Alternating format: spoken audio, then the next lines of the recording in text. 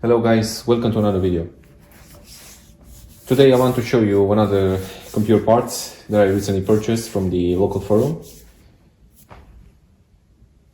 This is the 4th generation i5 4460. You already seen this build in my videos, but since I already found another bargain which came pretty cheap in my opinion, I decided to try it out once again. This time around, the motherboard it has the dual channel that is fully functional. It doesn't have the broken pins or anything destroyed on the motherboard, and I'm going to show you the motherboard so you can see. This is not something fancy. This is the Asus H81M-K. It has the UEFI BIOS, but it doesn't have the M2. Now, for the I/O, we do have the PS2 keyboard, DVI, VGA, USB 3.0, LAN, and the audio. We are limited to 4 SATA ports instead of 6. And I already reapplied the thermal compound. The old thermal compound was crusty and I had to replace it. But since if you're planning to use it for a long period of time, I do recommend that using the Arctic Silver MX4 or MX5 instead. So since I didn't have laying around the thermal compound, I decided to use the white ones. Okay, this is the cooler. I already cleaned it up. He was very dusty inside, so I already cleaned the colors inside here, and the heatsink itself. It doesn't have any dust. We do have the memory. This is the HyperX, Kingston HyperX Savage. I'm not sure about the timings, but I'm assuming that it has 99924. Okay.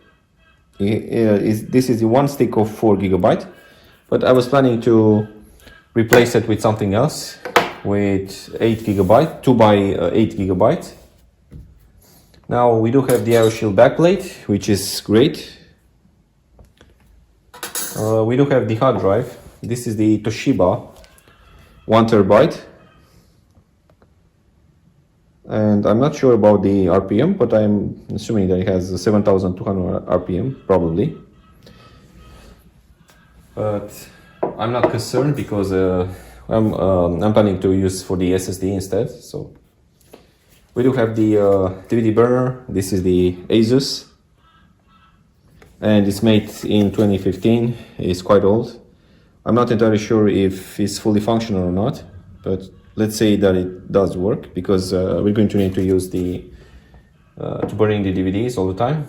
Now, for the power supply, we do have this power supply that the seller provided into the build.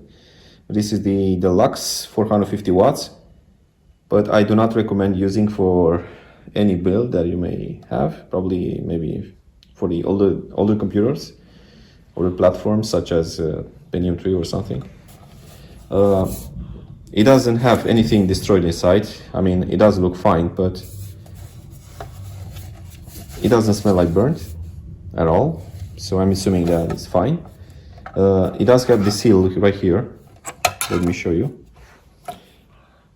So right here underneath there is the screw inside, and right here there is another screw. So I'm assuming that this power supply wasn't open at all, so yeah.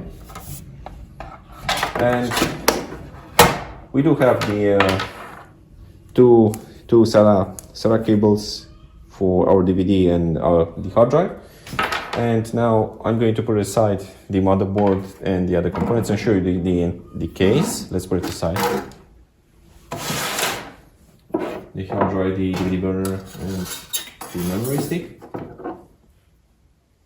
And now I'm going to show you the case.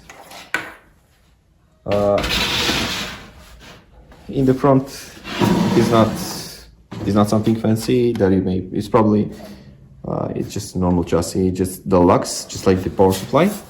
And in front right here, we have the sticker for the i5. We do have the two USBs and the microphone and the headphones jack right here.